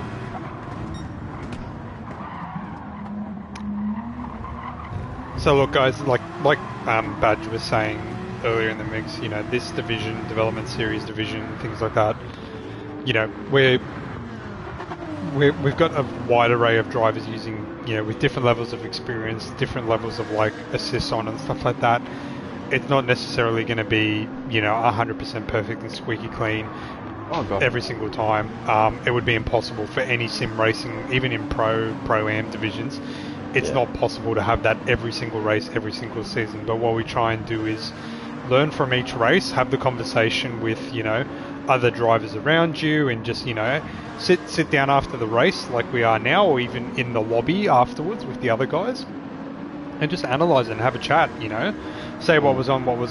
In the moment, what I find a lot of the time, actually, when incident tickets come through, in the moment after the race, if something's happened to you, you have this red mist descend upon you, and you look through everything with such a frame of mind that's just not helpful to yourself or others around you. If you just take the opportunity to sort of have a breather, take a step back. I've done this myself, felt red mist and got really, really angry, but just take a breather, take a step back, analyze the race afterwards, and see what happened to determine whether it was really as bad as you thought, because your perspective in the race could be very different to the perspective of other drivers around you. So it's interesting, right? So after that pass, look where Morgs is now. 2 other positions have been lost. Yeah, if we look at the tyres here, I imagine. So, that battle of trying to defend Raging has also caused the additional wear on the tyres as well, compromising more positions. It's just, in that particular point in time, think about your race, think about your tyres, pushing the car to try and defend would be something that you do probably in the last lap, maybe, the second last lap. But yeah, not in lap 20 where you still got quite a bit to go. I think we'll hang on to Raging skill issue badge. Mate, it's just it comes from experience, right? And just having these sort of discussions and learning from it is 100%. We love you, Morgs. Nothing wrong. It's just you're the person that we're looking at in this race. So I'm interested to see how Raging gets from 3rd to 1st in 3 laps. So we might just hang on here for a bit. Yeah.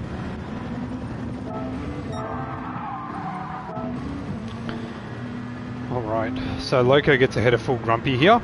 Look at, Grumpy's tyres are really struggling, and he's low on fuel with 3 laps to go. Okay,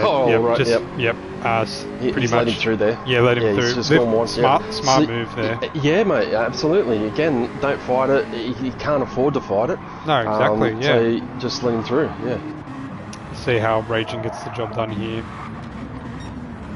So that's a case of 2 different strategies coming together there. And Grumpy realising, that he's on a different strategy. Let's look at this. Got a good run here. Look at the speed difference, like almost 10 k's worth of speed difference. Yep. Loco goes defensive after Raging makes a move here, holds the apex nicely and slots in sits behind. up on the apex. Yep. So knowing that probably you would know in that point the driver's aware of you and wanting to defend. Obviously, coming into the latter quarter of the race, couple of laps to go, they're going to pull out all the stops to try and stop you. Now, this section that he just went through, essentially like Sector 3, is not the spot to pass, but setting yourself up here with good grip and a good slipstream could be the way to go. And look at that, he's right on the back of him. So which way do they choose here? Good move by Raging there to choose the inside. So while Loco does have the racing line at the moment, Raging has set himself up for the apex of turn 1. They both brake late, both racing hard but racing fair. A little bit of contact there but nothing significant. And I think it's just that overall grip level difference that brought Raging through here to take the victory. So yeah, again, different levels of experiences, different countries, latency. There's a lot of things to consider when sim racing. Unfortunately, it's not as simple as like applying GT3 style regulations or Formula 1 style regulations to every single race, because there's so much to unpack. But hopefully, like having a look through some of these replays and just having a look at everything can help to help drivers learn here really for the future. But I think what we might now do is we've got 2 more to run through, but they're probably not going to be as long as some of the other ones that we've run through. What we might do is actually get your perspective, Badge, on a race that you mentioned at Trial Mountain in the Pro Division. Yeah. So we'll pull that one up. Thanks, Flux, for the race strategies. Absolute legend, but also thanks for the replay as well. And then if you guys would indulge me, I'd like to show you one of my replays later on as well. So we'll go through Badge. So it's just the start of the race, the first lap you were saying, correct? Yeah, first lap, mate. Yeah, so I qualified well. I was in third, I think it was. Yep. Oh, that's a bit glitchy. So we had it was really a struggle to get this lobby started, actually. Is this coming up on your screen? It is, yes. Okay. I am seeing it. It is coming up in the stream as well. So, yeah, it's interesting. Oh, okay. You've got hacks on. Okay, cool. Carry on. So, Badge, this is everyone. This is why Badge is so good. He's got hacks. I'm kidding. All good. Yeah, I don't know why that's happening with the mic. Can neither confirm nor deny. Yep. Carry on. It's the wheels, is it? I don't know. Yeah, I don't know. The lights. That's the wheels. It is the wheels, isn't it? It's the chrome doing it. Right. Yeah, so it's the wheels. Look at that. There's another car that's got the same. Is there? Yeah, it's a... Sorry, I totally with what is that? Come on, anyway, come on, Badge. Think. I'm struggling right here. So, look, this is a race. So we've got 2 control tyres in this race, and it's mediums and softs. So the general race strategy was to head out on mediums. And then finish on the softs, right? So we were all in the lobby, we were all waiting for trying to get Bowers into the lobby. It's not Bowers' fault, it was just, I don't know what was going on.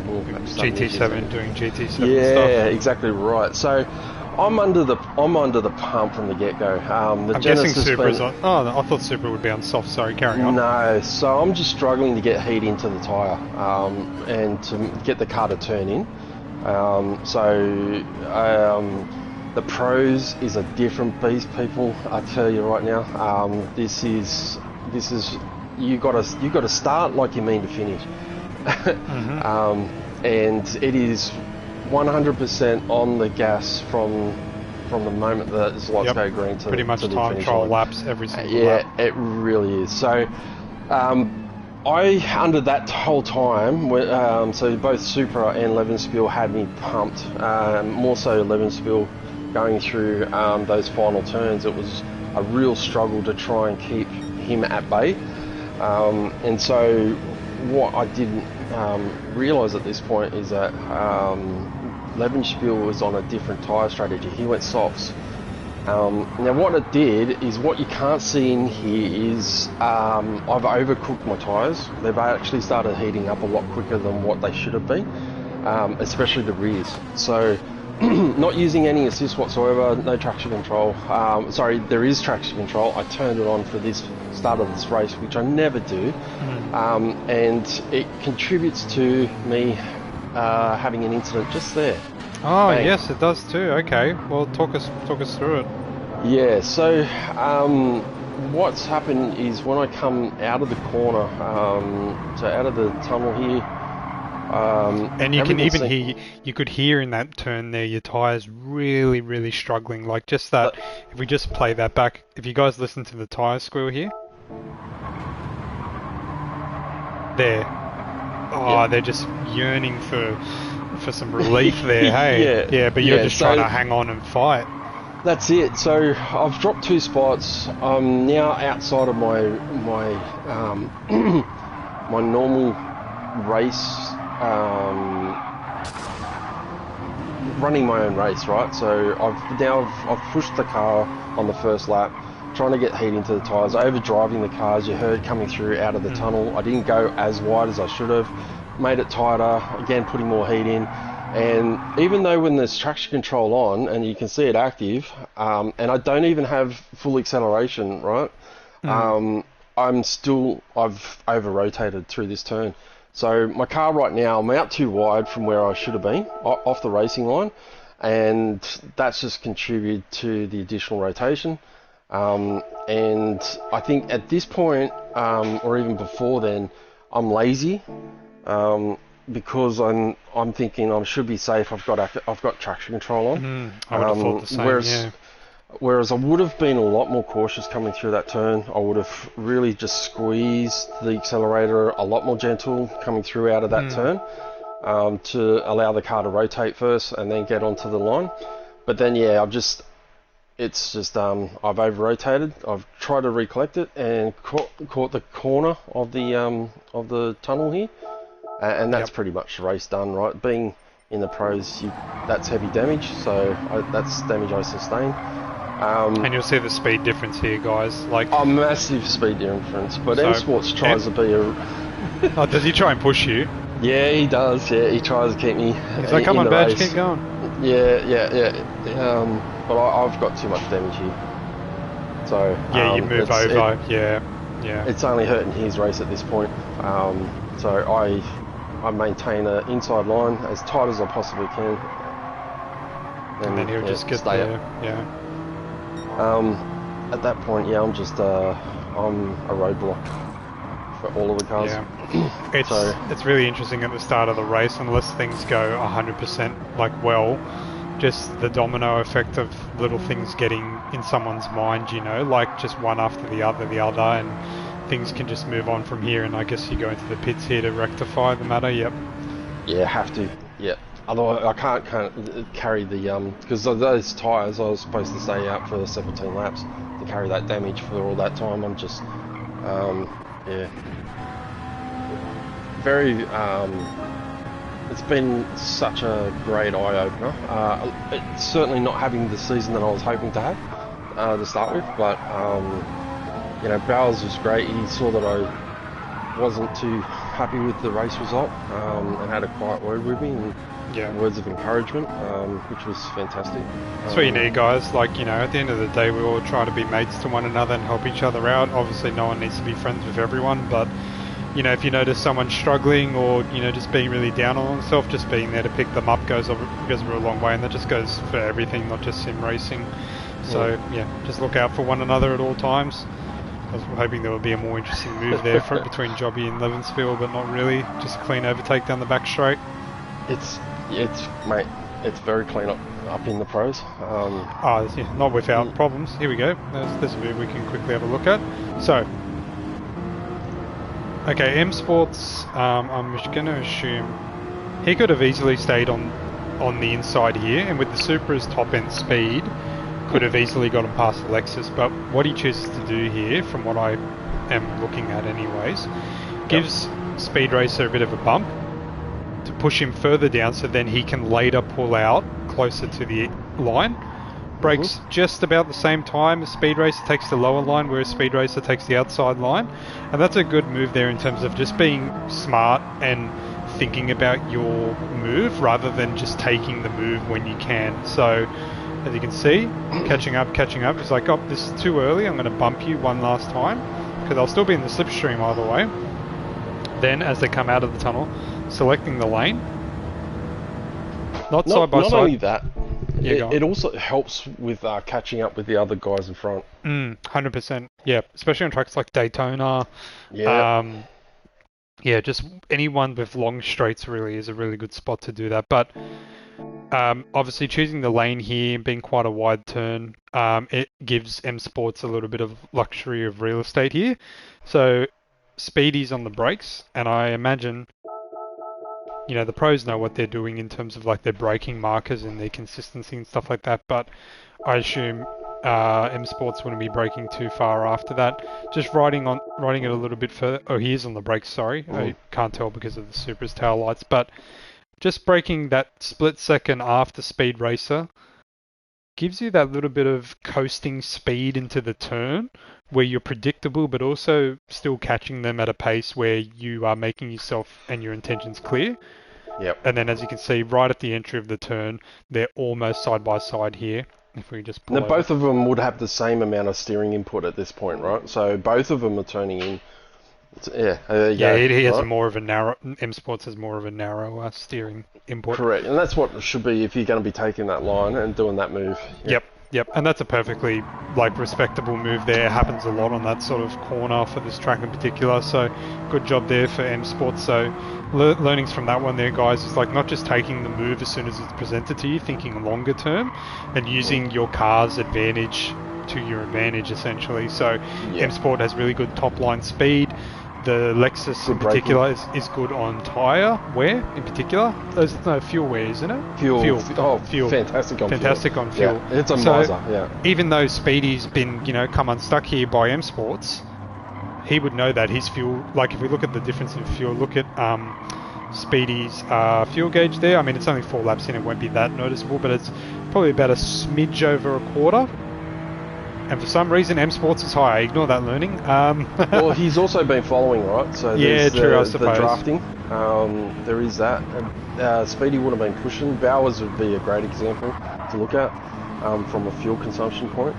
Yeah, definitely ahead there. And he was pushing, he was in really good times there, 51s.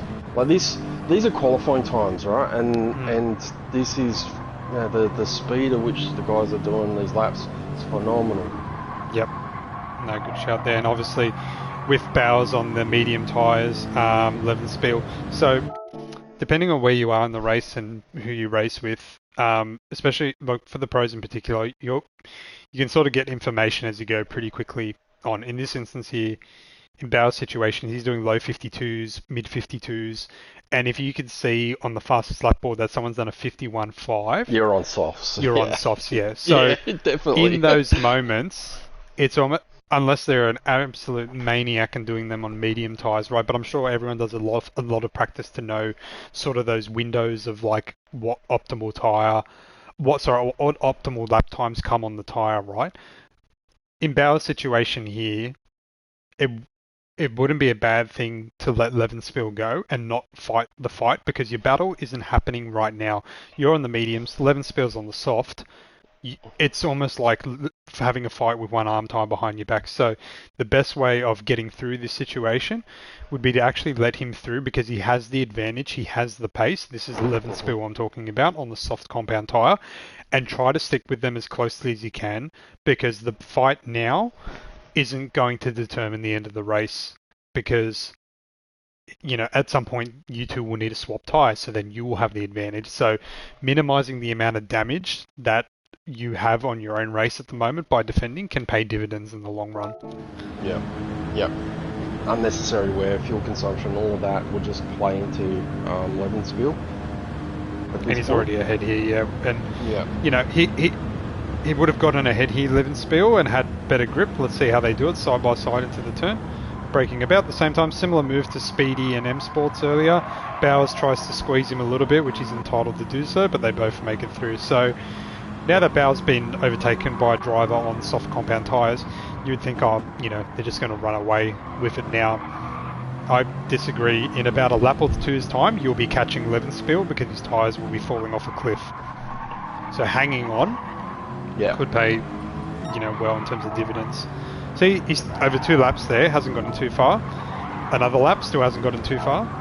Even closer now, so you can see, look at the difference in tyre wear. So just by following closely, you haven't compromised your race. And I imagine he would probably get a move. Yep, so Levenspiel's in the pits there, as you can see. And Bowers is back in the position, so just really limiting the it's like damage control in a way. Yeah. So just another piece of advice as well, guys. With with races that have mandatory compounds, the overcut and undercut. Right. So the move that happens in the pits. It's very rare that you're going to undercut or overcut a person coming off mediums, or a harder tyre compound onto a softer top tyre compound. It more than likely happen the other way around. Did I get that right? So, yeah, I'm picking up what you're putting down. Yeah. Yeah. So the pitting a lap earlier when you're on a hard compound and you're going on to soft, you're going to pick up an undercut. An overcut. Is it undercut? Overcut. Undercut. Undercut, is it? Whereas if it's the other way around, if you're on on a softer compound and you're going onto a harder compound, the likelihood of you picking up that advantage is quite small. 100% agree. Yeah. It's just that as soon as you get onto that softer compound, your lap times you're picking up 2 seconds straight away, right? As soon as you go from a softer compound onto a harder compound, your lap times drastically reduce. Not only do you got a harder compound, but you've also got a colder compound as well. So it takes time for that tyre to come up to temp. So just remember that if you're going on to hards, because hards will take 3 laps at least to go. So just when you're looking at tyre choices and strategies as to when to use those tyres, I think starting off with a harder compound is probably the better strategy.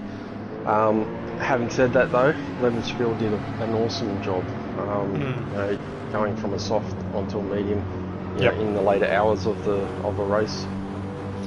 Common track and stuff, so yeah. It is interesting. The way that I would approach like a race with a more difficult mandatory tyre, like a hard or a medium, really depends on my qualifying. If I'm more towards the front, I'd like to get on the more attacking focused tyre, so a softer tyre, because you're going to be under the pump straight away, so you really need to be sure that you have the grip and you don't want to compromise your race and put yourself in the jaws of the people behind you, right? Whereas if I qualify towards the mid or the back, potentially starting at the back and just getting your mandatory compound out of the way while others in front of you are fighting and losing time, where you can just sort of do your laps on those tyres, even though they're much slower, and not lose too much time, is probably not a bad way to be. Speaking of tyres, we've got actually one last clip to share. Thanks guys for joining in and for hanging on throughout this. We're almost at the end there. Thank you so much for all your questions and engagement. Sorry we haven't been able to get to everyone, but appreciate you all sticking around. Now I'm not bringing this one because I like to be a show off and put myself in the spotlight, but it's the only one from recent memory that I remember being very like almost too strategic and too choiceful, but it paid off in the long run. So to set the scene, this is season 3, I think, season 4, the Pro Series. And there's 3 drivers that are competing for the top spot. I'm out of the mix because I missed too many rounds, but I was still keen on getting points for my team. Shout out to Pity if he's around. Got the old Aston Martin back here.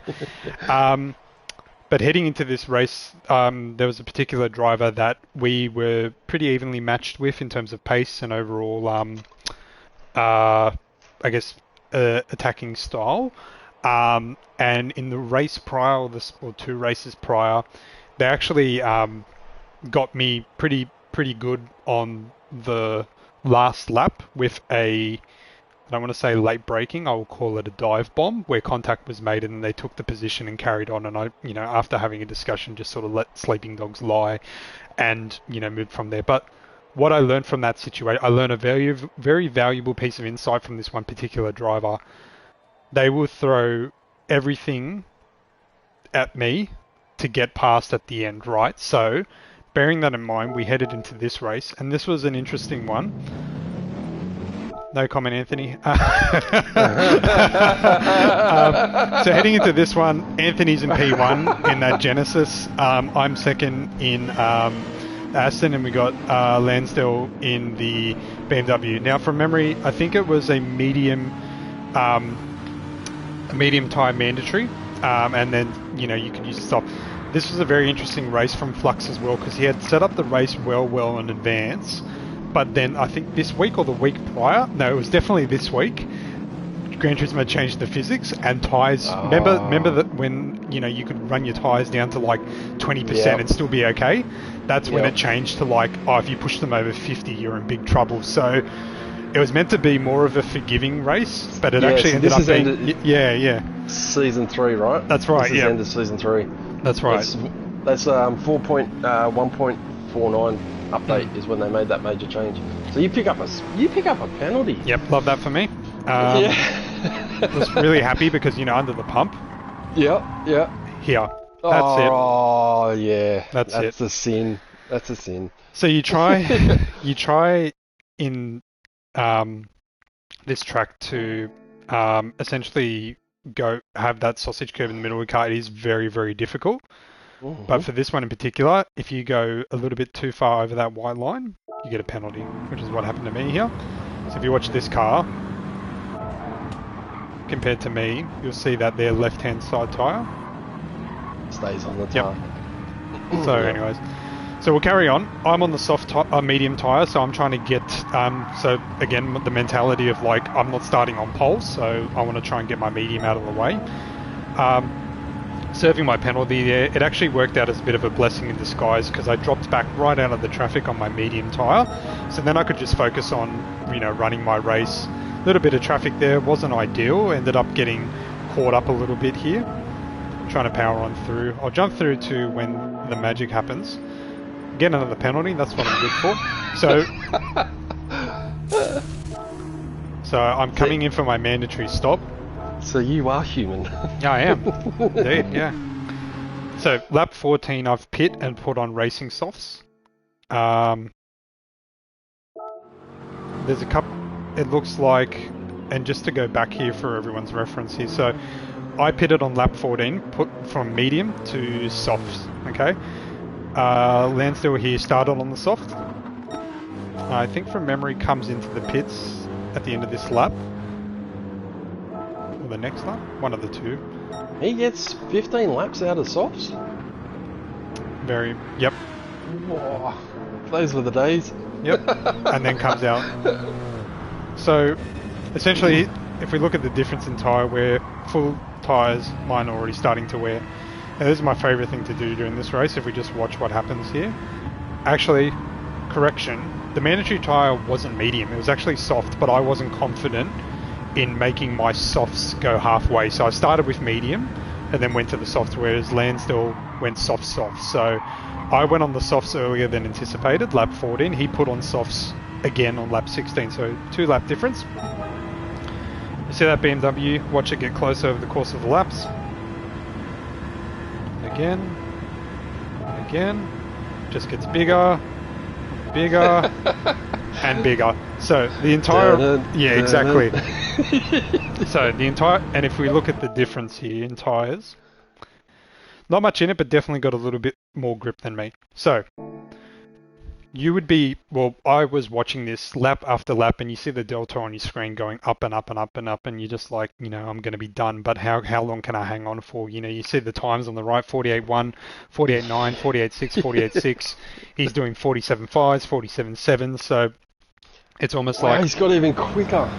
yep, it's like I'm doomed here, right? So You are the carrot, aren't you? So, and I'm feeling the pressure here, as you can see, into turn one. You've overshot it, yep. Yep. Not that that makes it any better, but then I try to focus on just keeping myself clean here. Now, the purpose of showing this clip is to, I guess, sort of break down attacking and also defending at the same time here. So, carrying on, I'm not trying to make too much rapid movement because I know he's too far back to go for a dive bomb, so I just hold my line here, try to focus on not getting a penalty, but getting the best exit I can there. Yep. And I can see that he got a little bit of a bobble, so that was a bit of a lifesaver. Hanging on here with the tyres, as you can see, just like absolutely losing way too much speed. Now, this was the crucial point. This long straight here was my last chance to salvage this race. So essentially what I did was try and get the best exit possible. This Aston is not known for top end speed. As you can see, I moved over to the right straight away to sort of break the toe and then back to the racing line. Now I've made my move, so I need to hold on my line. So I'm holding on the racing line, hold on the racing line. Brake, brake, brake. And you can see the difference here in terms of braking power. Now, I've run very wide because of my lack of grip. Coming out of here, this is where I needed to make my decision. So, from memory, I follow the racing line just because I have no grip to do anything else otherwise. And this is where the choice is made. So, position myself dead in the center of the track. Because that then that puts the responsibility on this car to choose what to do. Correct. Which, in my opinion, gives the power to me. Because they need to move first. I don't need to move first. So I stay in the middle. Slightly drift over to the right. Because I'm defending that apex. That apex there is mine. I need it. Because I learned from the previous race, staying on the racing line and allowing that door open, he will take it, even if it means like late braking, dive bombing, etc. So then he realizes that and chooses his lane. As soon as that happens, you now move across on him. I was right here. Yeah. Watch me drift. Yeah, boys, this is textbook on how you defend and keep a person out on a turn. Right now, Snoop's going to follow the rules here. Once he's in a defending position and they get to the braking marker, he must stay parallel to the white line. So that means he can keep this car locked on the far outside of the turn. I hope I don't drift. Yeah. From memory, we both want this so badly, so we're both going to brake late here. Okay, from memory. This is what I remember anyways. So we'll let it play through. So, I'm on the brakes, he's on the brakes. But look at the difference here. So, if I just pull up the walk mode, where you want to be braking for this turn is just after that 100 board, probably about 80 meters, 75 meters. Yep. We've both gone deep. I've got more braking force on and I'm at about the 70 meter mark, I would say. I don't know. He's got less braking force, ergo has braked much later and is probably closer to 65. So I didn't necessarily try to outbrake him here because I knew that I only had so much grip to work with. So I needed to make the turn, but also knowing the behavior of who I race with, I knew that they were going to go for it. So in that moment, he really wanted the position, so he braked late for it. But watch what happens as a result.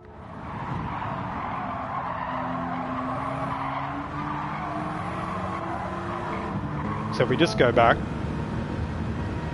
I actually slow down. I have my car. There's not much I could do because I'm trying to hold my line here. He's trying to drift in, but I'm there.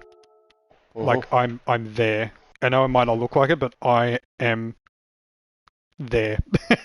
The smallest of margins, but I am there. So in the rules that yeah, you are. Yep. I You still got to give you room. I can't move any further to the right.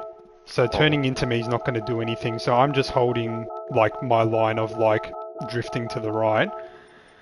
And if we look at the speed difference here, it's only 4Ks, but that's enough to cause someone to drift wide. They drift out, and then suddenly the lanes have changed.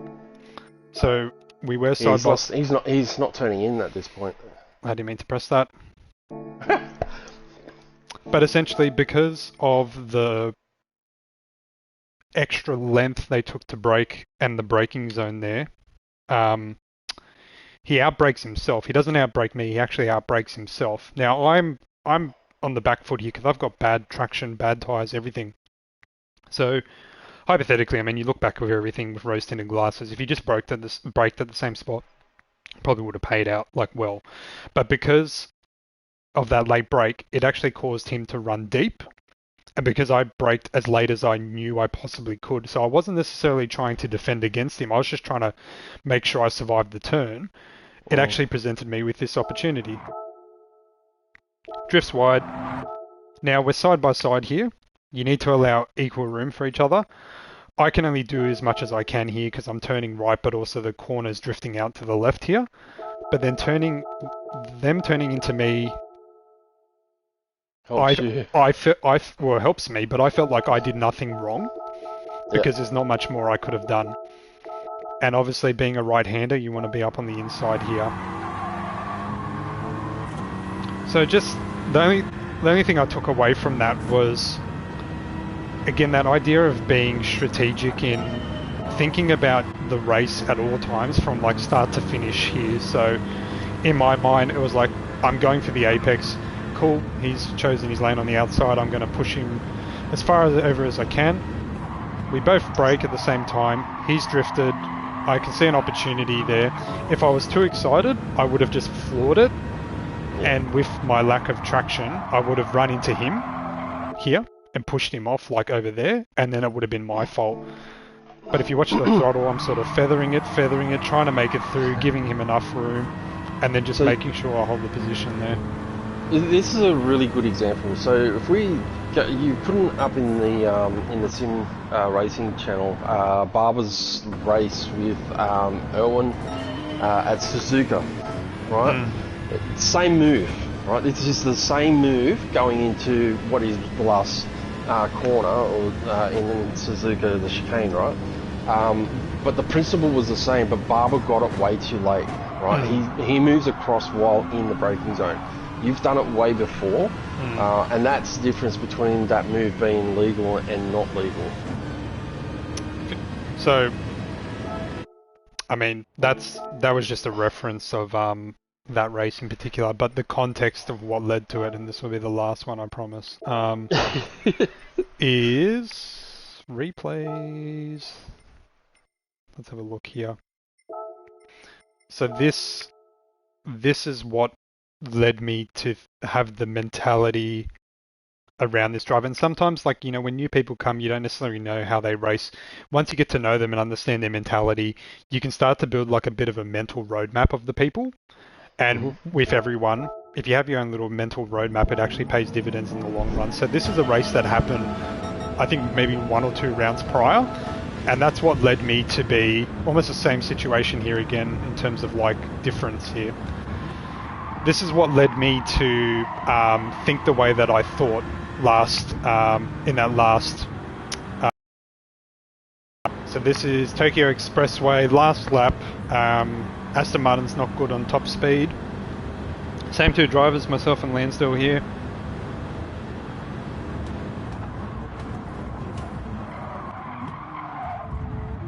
Oh, he's parked it right on the apex on you. Wow. So it's almost like a carbon copy of the turn, right? Like heavy braking, right-hander, brakes late. But I wasn't expecting that because being in the position that I was in, like, to pull out there, I was not expecting that. Okay, so fair credit to him. I was not expecting that, right? And Mm. you know, fair to try the move, but where it may not have been right was essentially outbraking yourself, but then blocking the road and only doing that because you weren't in control. So That's right. Yep. that was just my opinion of the matter. I lost the race because of it, and I learned from it and applied it to the next race. So I guess the moral of the learning or the story here is like, if you don't win a race, like if you don't win every race, or if you don't finish top 5, top 10 every race, and something's happened where you got bumped out of the top 5 or the top 10 or whatever, take the learnings from it and apply it to the next one. That's exactly what I did in this instance. Like I'll be honest, I was upset and a little bit bitter about the situation, and if anyone knows me well, I try not to let those things come out because there's always bigger things to think about. But took the learnings, applied it to the next race, and it paid off well. And you know what, the high that I got from the Monza race versus the low I felt from this race was so much better. So just something to think of for the future for anyone if they're ever really nitpicking races and thinking about it. Or if you want to avoid that altogether, you can do what Anthony's done here and run out of fuel.